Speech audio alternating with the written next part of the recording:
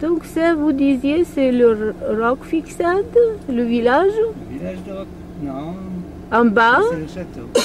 et après c'est le château.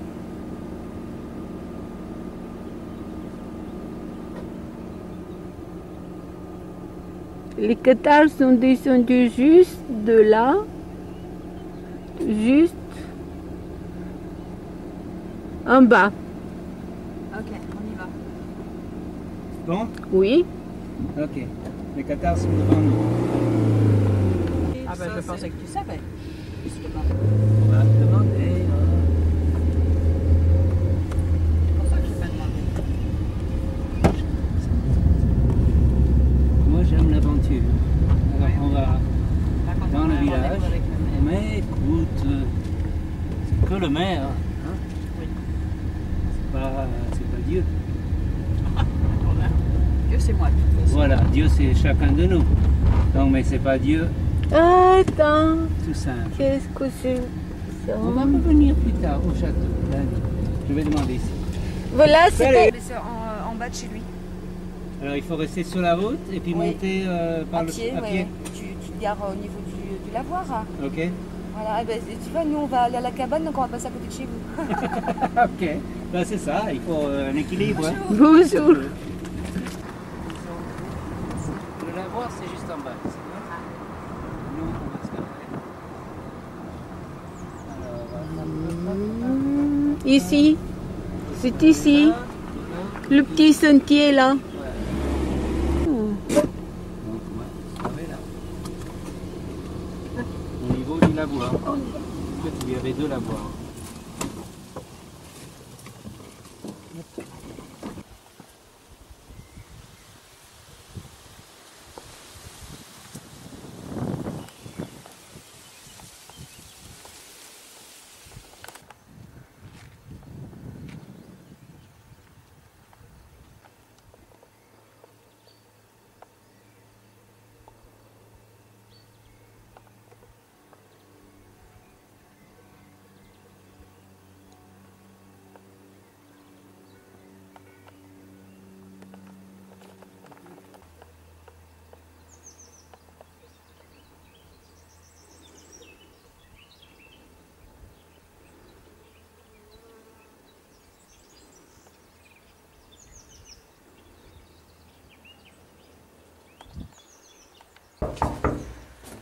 Peut-être c'est ici, enfin, où c'est une lumière.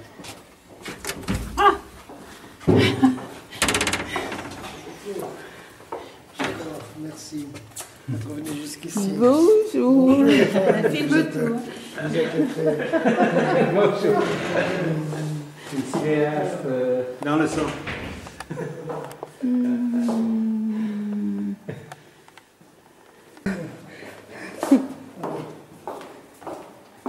Ah, c'est bien beau.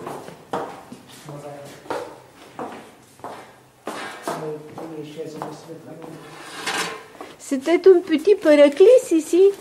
Pardon? C'était un paraclis. Ah, c'était un paradis, ça en est un maintenant. Celui-là, c'est pas cet ouvrage-là.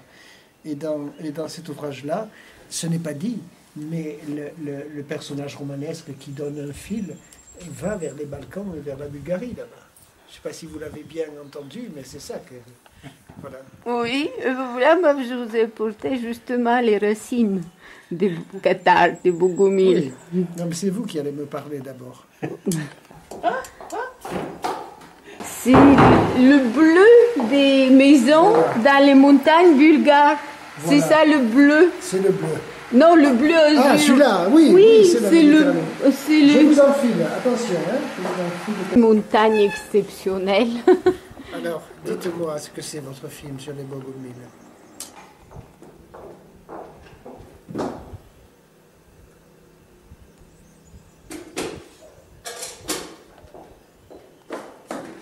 C'est intéressant la résurgence cathare.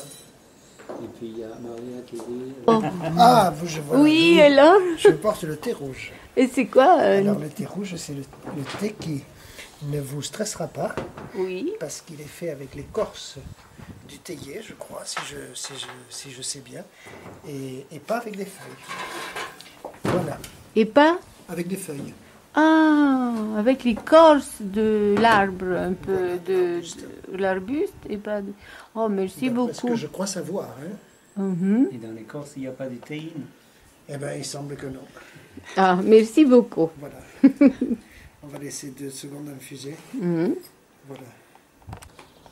Oui. Oui, il y a quelques années, j'ai proposé à l'évêque de Pamiers de repartir sur des débats comme on en avait au Moyen-Âge. Et l'évêque de Pamiers a accepté. On a eu le dernier débat au mois d'août. Alors là, il y avait un protestant. Il y avait un protestant de l'Église réformée, l'évêque de Pamiers, l'évêque catholique, et puis le philosophe cathare. Et on est débattu en public sur la place du village. Le préfet était là avec madame. Et il y avait 200 ou 300 personnes qui ont assisté au débat, qui ont posé des questions. Et ce débat était dans la continuité d'un débat précédent qui avait eu lieu 2 ans avant, l'été 2005, bon, sur un thème donné. Le débat, c'était pas de débattre sur les cathares, c'était de débattre sur le christianisme, avec le point de vue de l'évêque catholique et le point de vue du cathare. On s'est situé dans une actualité de la pensée cathare, et d'une certaine façon, en acceptant à 2 reprises le débat, l'évêque catholique en venait à relégitimer la pensée cathare aujourd'hui. Mhm. Voilà. Surtout qu'elle est très actuelle, vu que dans le film, dans la pièce, en fait, et dans le film, ce qui importe énormément, c'est la distribution des biens, l'économie, la vie avec les autres, l'amour. Mais là, vous allez le retrouver dans le manifeste. Voilà. Nous avons développé un site internet qui est d'une certaine façon un lieu de rencontre, en tout cas un lieu qu'on peut voir, qu'on peut chercher, qu'on peut trouver, et où on peut trouver les cathares d'aujourd'hui. Et donc il y a plusieurs milliers de visiteurs par jour, il y a un réseau de cathares avec quelques nœuds qui commencent à se former. Et je reçois de plus en plus de monde ici même. Et ce réseau cathare, j'envoie une lettre tous les mois, une lettre au réseau. Il y a presque 800 abonnés, 800 inscrits. Par Internet ? Oui, par Internet. Donc il y a 800 personnes qui sont inscrites à cette lettre cathare et qui s'accrochent à ce réseau. Et il est prévu, l'année prochaine, en 2009. On a pris 2009 parce qu'il y a aussi cette prophétie de Bélibaste que le laurier reverdira 700 ans après. Et il aurait prononcé cette prophétie. 800 ans. Chez nous, c'est 700 Oui. 700 ans. Et donc, il aurait prononcé cette prophétie en 1309. Il est mort sur le bûcher en 1321. Alors, on a dit, j'ai pensé le faire à ce moment-là, parce qu'il me semblait que c'était une prophétie qu'il fallait... La prophétie n'existe que si elle est réalisée au moment voulu. Donc, il faut reprendre cette bouteille à la mer, lancée il y a plusieurs siècles, et on commence à penser à l'organisation d'un rassemblement cathare à Roquefixade à l'été 2009. Voilà. Combien y aura-t-il de personnes qui viendront un peu partout? Il y a 3 jours, j'avais un Canadien qui était ici, qui m'a dit « je reviendrai en 2009 ». Donc je ne sais pas combien il y aura de personnes. Ce n'est pas tellement le nombre de personnes qui sera important finalement. C'est le cœur de cette petite foule. Combien, à la fin des 2 ou 3 jours de rassemblement, combien sont prêts à redéployer cette pensée et à s'engager dans le redéploiement de cette pensée et en toute liberté, puisqu'il n'y a, comme vous le dites, et je partage votre avis, on est dans une pensée anarchiste avec les bogomiles et les cathares, et par conséquent, il n'y a pas de vraie organisation. Il y a un réseau, il n'y a pas d'organisation, il n'y a pas d'argent, il n'y a pas d'association, il n'y a pas de tout ça, quoi. Voilà. Mais il faut qu'il y en ait quelques-uns qui, à un moment donné, soient comme des référents, un peu, vous voyez, un peu comme des référents qui portent un petit peu plus que d'autres l'idée dans leur vie. Voilà. Et alors, je me suis dit, il y a eu des éléments forts avec les débats avec l'évêque, qui a été précédé avec un débat avec le dominicain. Je fais un débat d'ailleurs à Castres au mois de juin avec un pasteur protestant et un théologien catholique. Donc la dynamique des débats se poursuit. Et mon idée, c'était de me dire, bon, après cette légitimité acquise par les débats avec les protestants et l'évêque, les protestants m'ont invité au dernier synode. Ils ont fait le synode d'Église réformée, a fait le synode pour l'emmener au Mas d'Asile. Donc les protestants de la même obédience se sont retrouvés au Mas d'Asile. Et la puissance invitante m'a présenté à tous les gens qui étaient là, il y avait 200 personnes. Alors là, entre guillemets, c'est le propre pas, comme théologien cathare. Donc, ce qui veut dire que, aussi bien chez les protestants que chez l'évêque, il y a une reconnaissance du fait cathare. Et au point de dire on discute avec. Bon. Donc cette première légitimité est déjà en place. Maintenant, il faut retrouver ses racines encore plus loin.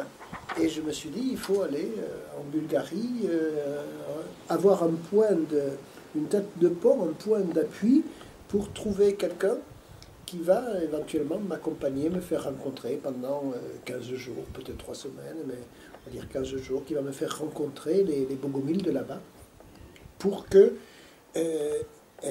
on soit puissance 2. Voilà. Je vous ai apporté les racines historiques. Voilà, et alors peut-être vous êtes l'ange venu du ciel qui va m'ouvrir quelques portes à Sofia. Donc, oui. Quelle serait la bonne question à vous poser pour trouver la bonne réponse, pour relier les cathares d'aujourd'hui, qui ne sont pas non plus légion, pour relier les cathares d'aujourd'hui d'ici, de ce lieu proche de Montségur, au Crixad, pour les relier avec une souche encore verte en Bulgarie, à Sofia, quelque part. Il doit bien y avoir, j'imagine, comme ici en France et en Occitanie, on trouve des personnes. J'en ai une poignée, non pas autour de moi. Les gens sont répartis, et puis il n'y a pas d'obligation, il n'y a pas de lien, il y a une liberté. Je vous disais tout à l'heure que il n'y a pas de structure. C'est un réseau, non pas anarchique, parce qu'anarchique, ça devient dévalorisant. Mais comment on fait pour rentrer, pour aller dans une sorte de mission, je dirais. Vous voyez, vous parliez de Saint-Félix de Caraman au XIIe siècle. C'est 1167. Et une mission de Constantinople ou de Bulgarie est venue jusqu'à Saint-Félix de Caraman pour rencontrer les cathares qu'il y avait alors. Non, c'était organisé par des Bulgares, tous les réseaux, tout ça a été... Ouais.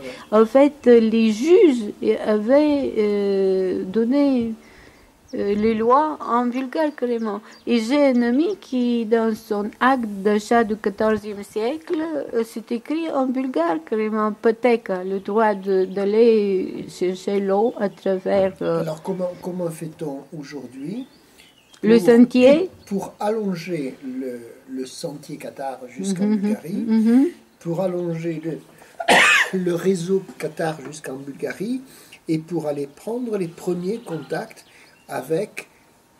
J'ai une idée. Oui. Mais les cathares, ils sont partout aujourd'hui. Donc, vous pouvez, à travers l'Internet, les trouver pas comme Bulgarie. Ils sont éparpillés. Regardez, moi, je vous donne mon exemple de projection. De projection. À la même projection, il y avait des gens inconnus et tous se réclamaient des cathares en étant dans des différentes... Mais tout ça, je suis bien d'accord avec vous. J'ai 153 pays qui visitent mon site. Donc, vous parlez à un converti en cette matière-là. Et ce mois-ci, j'ai reçu plus de Canadiens que d'Européens même.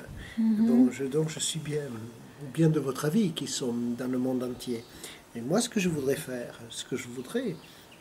malgré tout, parce qu'il y a quand même aussi un peu la responsabilité par rapport à l'histoire, c'est de dire, bon, tous ces gens, ils viennent ici, petit à petit, ils viennent me voir, mais les Bulgares, c'est plus difficile, parce que ils voyagent moins, on ne peut pas les contacter facilement parce que leurs sites sont en cyrillique.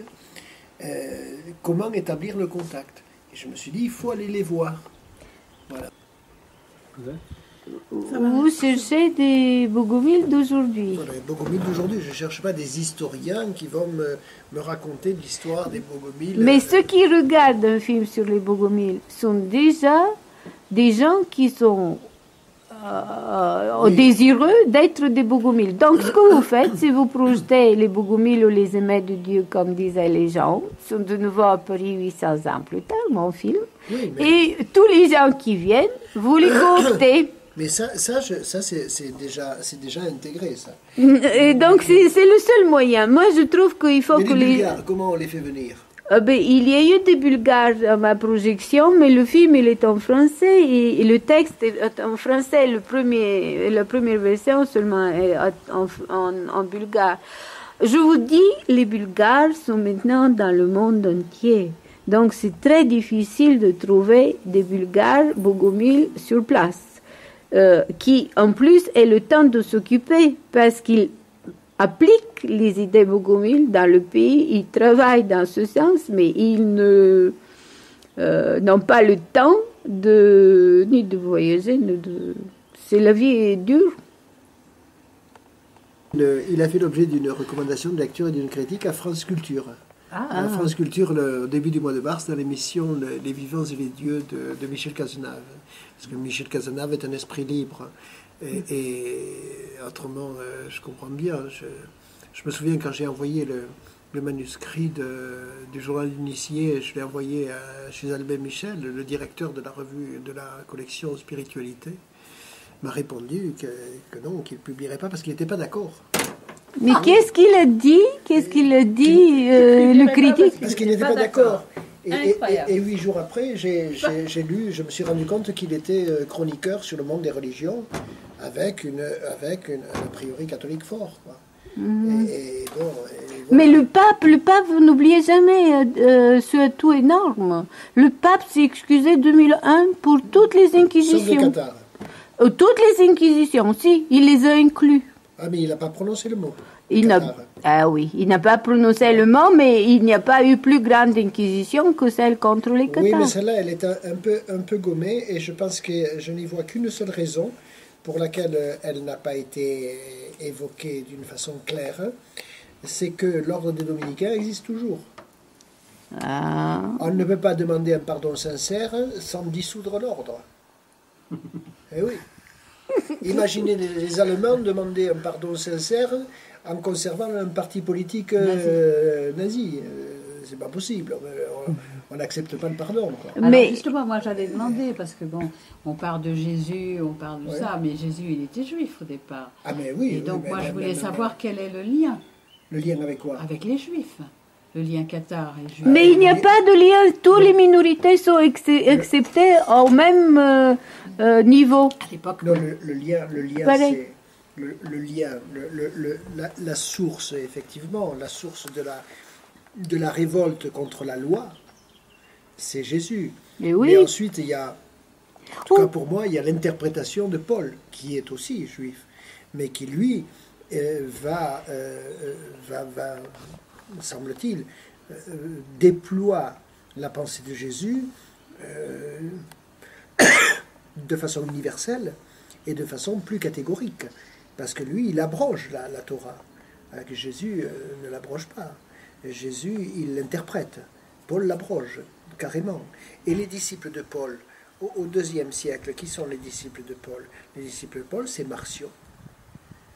Marcion, quand vous lisez Marcion, à travers les pères de l'Église, puisque tous les livres de Marcion ont été brûlés, quand vous lisez Marcion, vous êtes dans le catharisme, vous êtes dans ce dualisme fort.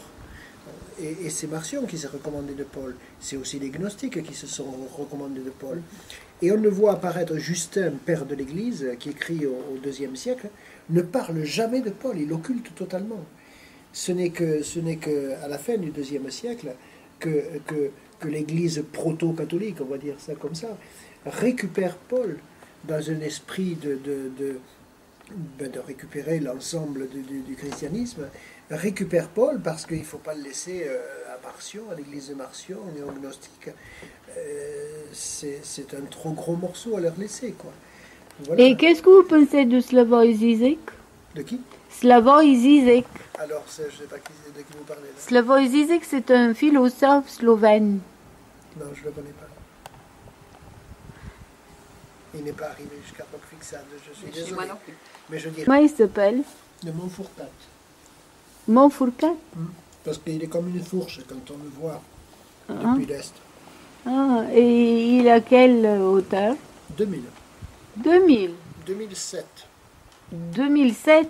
Vous êtes... 2007 mètres. Oui, à 7 de mètres. Quand vous irez en Bulgarie, il y a une montagne qui est à peu près de la même hauteur. Elle s'appelle Vitoša. Et quand nous, on regarde de Sofia dehors, on voit la même montagne. Presque. Ah, Mais c'est le même. C'est la même chaîne. Non, là, Pas avec celle-là. pas avec Vitoša. Vitoša, c'est une montagne unique, comme ça, Ah. conique. C'est quoi votre formation? oh, moi j'ai plusieurs formations. En fait, j'ai deux vies. J'ai une première vie avec une formation École supérieure de commerce à Toulouse, suivie quelques années plus tard d'un exécutif MBA, on appelle ça comme ça, chez nous, chez vous aussi. Et puis après, j'ai décidé de changer d'existence et j'ai préparé un cursus philo. Et j'ai passé un doctorat de philo à l'université de Toulouse il n'y a pas très longtemps, il y a pas tout à fait 10 ans, il n'y a pas si longtemps que ça. Et c'était sur... Mais ça m'a pris, et j'ai passé ma thèse qui s'intitulait Enquête de Paul, et c'était sur la pensée de l'apôtre Paul, mais en philosophie, avec un directeur de recherche qui était un anarchiste catalan, qui était intéressé par ma thèse parce que d'abord il avait fait lui-même sa thèse sur Raymond Lull. Il était spécialiste de l'Inquisition espagnole. Il a beaucoup écrit sur l'esclavage, sur des choses comme ça. Et ce qui l'intéressait, c'est que moi j'ai pris la pensée de Paul dans l'opposition entre la loi et l'amour. C'est-à-dire que la société qui nous est donnée à travers les lois positives, la première loi positive étant la loi du Sinaï. Positive, ça veut dire la loi qui est imposée. Hein. Oui. Et donc, quelle société avec un mode opératoire différent où ce n'est plus la loi, les contrats et le droit qui régit les relations entre les hommes, mais l'amour. Voilà. Et en fait, c'est ça l'opposition. Et j'ai présenté Paul comme un anarchiste éclairé, c'est-à-dire il abroge la loi, et la relation entre les hommes n'est plus une affaire de droit ou de loi, est une affaire d'amour. Oui. Et là, vous avez beaucoup de gens qui peuvent vous suivre, c'est les objecteurs de croissance. Oui, les non-violents, la non-violence. Je pense, pour moi, la non-violence, c'est pour moi, c'est le fondement évangélique, la non-violence. Parce que je n'ai pas de texte sacré. Au contraire, je critique tous les textes et j'essaye de rentrer. Je lis beaucoup les exégèses, les critiques historiques et toutes ces choses-là. Donc le texte n'est pas sacré. Le texte, il est un document et on le travaille comme une couche archéologique. Et on essaye de trouver dedans qu'est-ce que c'est qui nous manipule, qu'est-ce que c'est qui est derrière, quelles sont les intentions théologiques, les intentions... toutes les intentions qu'il y a derrière le texte, les différentes strates d'écriture. Mais dans le cœur de l'évangile, c'est la non-violence. Et à partir de la non-violence, il y a tout un questionnement qui se déploie, qui s'enrichit, parce que la non-violence, c'est la simplicité aussi. C'est en même temps, ça marche en même temps. C'est la liberté, c'est la spiritualité, c'est la vie de la vérité, c'est... dans le cœur de base, c'est la non-violence. Quelquefois, je m'appuie sur Gandhi, mais je n'ai pas la même vision du monde que Gandhi, parce que Gandhi, il a son Dieu créateur qu'il aime bien, alors que moi, le Dieu créateur, c'est pas le mien. Et la violence que la société nous fait pour vivre avec... Mais tout est violence, de toute façon, et l'homme est violent, par nature. C'est pour ça qu'il faut dépasser la nature humaine. Il faut dire non à notre nature. Le lion ne peut pas dire non à sa nature. Le lion ne peut pas décider de devenir végétarien demain. Le lion, et nous, on doit dépasser la nature. La théorie de la violence, Georges Labica, qui justement explique toutes ces violences que la société de consommation et de guerre nous fait. Oui, mais je pense que... Qu'est-ce qu'on fait? Comment qu'est-ce qu'on fait? On cherche une vie simple. Donc vous êtes pour les décroissants. Ah, ça, c'est plus que ça, oui. Ah oui. Croissance, je parlerai de quête de la simplicité. Et on revient à la décroissance, puisque on est dans une société qui veut nous amener à consommer davantage en permanence, alors que la quête de la simplicité, c'est de chercher dans la consommation qu'est-ce qui est vraiment utile et qu'est-ce qui ne l'est pas. Et on se rend compte que on est généralement entouré de tellement d'inutilités qui nous encombrent la vie et qui sont des actes de violence, parce que le système économique est un système violent. Les décroissants proposent une autre distribution des biens sans profit. Oui, mais la simplicité, elle ne propose pas une autre distribution des biens, elle propose de retirer les biens presque. Oui, mais il faut déjà qu'il n'y ait plus de profit. La production doit se faire, mais qu'il Oui, mais le profit, ce sont les consommateurs qui le font. Donc si on ne consomme plus, le profit, il n'y est plus. Le meilleur allié du grand capital, comme on dit, le meilleur allié, c'est le consommateur. Ben oui. Eh oui.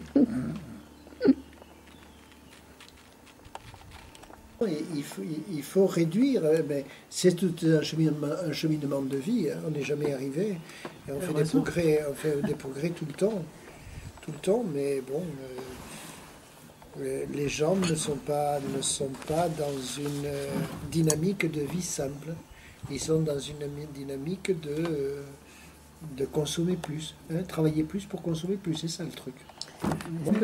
Travailler D'ailleurs, moins. le travail, moins et consommer moins. Vraiment, Voilà. le travail, pour moi, ça a commencé, la notion de travail, avec ce que les SS mettaient sur les camps de concentration, c'était Arbeit macht frei. Et en français? En français, c'est le travail rend libre, c'était sur les camps de concentration. Et quand on a été faire une exposition avec un groupe d'artistes à Berlin, qui venait de s'ouvrir, ça faisait à peu près un an qu'il n'y avait plus le mur, tout autour de Berlin, il y avait des boulots. Et après, on a fait un magazine sur l'exposition, sur le travail qu'on a fait à Berlin. Et nous, on a fait une page en peintre, hein, mais qui s'appelait Boulot Markt frei, avec des boulots derrière. Tout ça, pour moi, le travail rend libre, c'est une manipulation complète. Complète. Parce que le travail, de toute façon, quand je dis ça aux gens, ils me disent mais les gens, ils vont se foutre sur la plage et rien faire. C'est pas vrai du tout. C'est pas vrai du tout. Parce que quand on ne fait pas un travail obligé ou un travail esclavagiste, je dirais, hein, comme dans les usines, bon, il y a tellement de choses qu'on aime faire les plantes, la peinture pour nous, enfin, bon, il y a de la cuisine, enfin, il y a des boulots superbes où les gens sont créatifs et utilisent justement le cerveau et grandissent en conscience. Parce que le travail obligé, c'est... Dans la vie du travailleur, toutes les heures de travail inutiles, c'est-à-dire de production de l'inutilité, c'est ça la question. Oui, parce qu'il faut déjà rester autant d'heures qu'il faut. Vous vous rendez compte? C'est ça le problème. En plus, on compte. Qu'est-ce que vous m'avez écrit? Alors je vous ai dit, eh bien vous le direz. Voilà. Est-ce que Donc ça vous fait un souvenir de notre rencontre en Roquefixade. Et en plus, je pense que vous allez y retrouver exactement le même esprit de Bogomil. Parce que quand je parle des Cathares et quand je rencontre des mondes, je rencontre des choses, je rencontre des gens extravagants. Hein. Et puis j'en rencontre d'autres qui sont dans la même philosophie. J'ai rencontré il y a 2 ans deux Ukrainiennes qui sont arrivées. Elles sont arrivées à pied, en plus pas d'Ukraine, mais elles sont arrivées, elles faisaient le sentier Qatar. Et l'une était présidente d'Amnesty International Ukraine. Donc elles étaient vraiment engagées. Elles étaient toutes les deux avocates de l'ONU sur les droits de l'homme. Et elles étaient Qatar. Mais elles étaient Qatar, et avec leur engagement, elles avaient une vision de l'esprit Qatar qui était tout à fait le mien. À côté de ça, j'ai reçu l'année dernière des Russes qui sont arrivés en habit de cérémonie avec un qatarisme, une sorte de déviance de l'orthodoxie, avec des processions à Saint-Pétersbourg de la Vierge Marie, comme ça se fait en Andalousie. Enfin, je veux dire, on n'était plus dans l'esprit Qatar du tout, quoi. Oh non, non, non, c'est trop matériel tout ça. Oui, oui. Alors, donc je trouve, et de temps en temps, j'ai la bonne chance de trouver. Il y a 2 jours, j'ai trouvé un Canadien qui est arrivé avec mon bouquin à la main, un Québécois, en me disant j'ai trouvé dans le bouquin chaque ligne, j'aurais pu l'écrire si j'avais su l'écrire. Et il m'a dit, bon, il est resté 2 jours et puis il va revenir l'année prochaine. Enfin, je retrouve des gens et puis il y a du monde qui parle. En plus, je suis sur le sentier Qatar, Oui. mais les gens viennent par le site parce que je ne suis sur aucun. Ma maison est ouverte en bed and breakfast, mais je ne suis sur aucun guide, aucun réseau. Voilà. Et les gens qui viennent. 1 sur 10 viennent par hasard, voilà, 1 sur 10 viennent par hasard, et 9 sur 10 viennent par le site. Voilà. Et c'est quoi votre site? Alors je vais vous le laisser, mon site.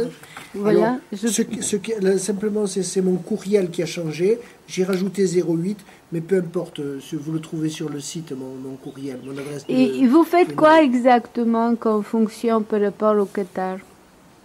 Par rapport au Qatar, Oui, qu'est-ce que je fais comme fonction? Philosophe. philosophe. Voilà. D'accord. Alors, voilà, donc là, je vous laisse ma carte, qui est la carte du site. Et vous vouliez le nom du philosophe peut-être qu'elle avait mentionné? Alors, dont je bon, me peut-être, souviens mais plus. surtout, moi, ce que je pense, c'est que la chose positive que j'ai, c'est peut-être ce film-là que je pourrais passer l'année prochaine. J'aurai le temps de le visionner. Et peut-être de le passer l'année prochaine à l'occasion de cette rencontre Qatar. Je vais en parler, Par contre, si vous le faites, parce que il m'avait suggéré, Jacques, enfin, on avait parlé éventuellement justement d'une conférence. Voilà. Et moi, je pensais qu'on pourrait peut-être joindre les deux. Voilà, mais pour alors faire un ça va faire événement. beaucoup de Ça choses. va faire beaucoup de choses pour une journée. On va voir. On rencontre à Haute-Vixade dans la quête du pur amour et de l'esprit, avec toute mon amitié. Voilà. Merci. Mes critiques sur le monde, et il me donnait la bonne critique, mais en disant ce que vous dites ou ce que dit Maria, c'est-à-dire que la dernière partie fait tout le film. Voilà ce qu'il disait de la critique. Oui, Que cadune y beige ce qui peut beire, c'est que chacun y voit ce qu'il peut y voir. C'est le propre du symbole. Donc, on avait fait dimanche dernier, on avait fait une journée sur l'arbre qui avait été très intéressante, tous les arbres de l'Ariège que l'agence reconnaît. Et à 18h, il y avait des En fait, je me le suis manqué à cause de la Gazette ariégeoise, parce que j'avais marqué le mardi d'aller le voir, et la Gazette s'est trompée, parce que le mardi, ils n'ont pas de Il est cœur. de cœur. En tout cas, il n'y a pas un endroit du canton dans lequel il ne passe pas. Je veux dire, il doit connaître toutes les maisons du Il a canton. mangé chez nous plusieurs Ouais. fois. Ah ben, vous voyez, donc il est. a sponsorisé la course il a, de il a Joshua. il a une capacité à faire que ça, quoi. Il a une capacité à faire que ça qui le met hors d'atteinte, quoi. Ouais. Voilà. C'est ça. Personne ne l'a fait. Ah oui, oui, parce que personne n'aura jamais le courage d'être en permanence sur le terrain, comme on dit, en permanence, nuit et jour, matin et soir. qu'est-ce qui Tout le vous monde passe parlez du de temps à qui? écrire, à lire, à faire tout un tas de Le trucs. maire de la Vlanée. Et lui, Le il est maire tout le temps chez Le lui. maire présent de la Vlanée. Vraiment. Je lui ai envoyé mes félicitations quand il a été vu. Moi aussi. Il a sponsorisé la course de Joshua quand on était en plein programme et tout. Il a fait que ça puisse se faire. Et puis bon, il est resté en contact. Bon, allez, mais bon, je ne sais pas si on Oui, on s'est serré, mais c'est vrai. À demain. À alors. demain. À hein. demain, merci. Au revoir.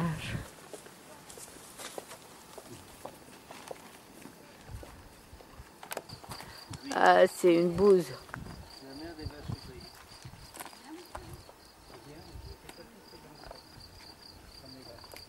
C'est que quand j'étais petit, j'étais dans un homme d'enfant en Suisse et c'était mon premier amour, les montagnes. Alors quand je suis venu et que j'ai commencé à regarder tout ça, je me suis dit je suis à la maison, je suis chez moi. Et c'était une affaire de cœur. Je suis tombé amoureux encore une fois.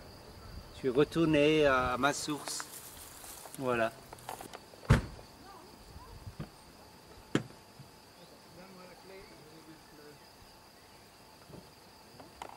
On va revenir lundi. Ce sera peut-être pas aussi beau. Ce serait peut-être plus beau.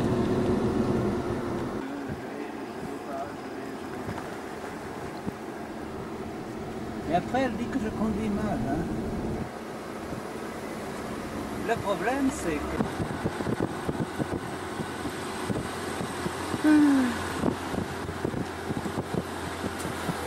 On n'a jamais la conscience des lieux, mais maintenant on a la conscience qu'ici, ils se sont battus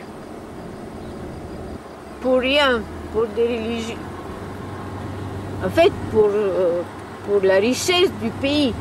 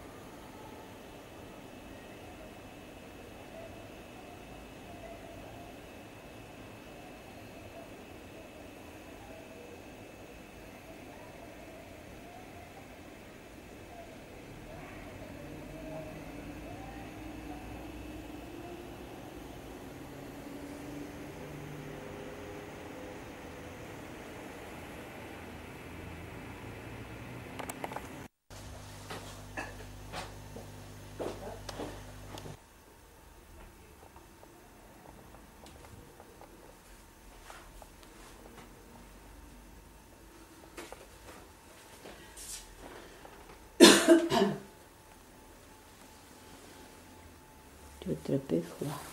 Qu'est-ce que c'est alors ici?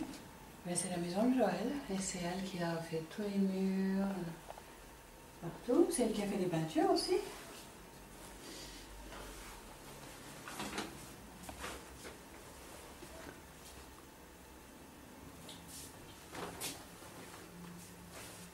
Je tape.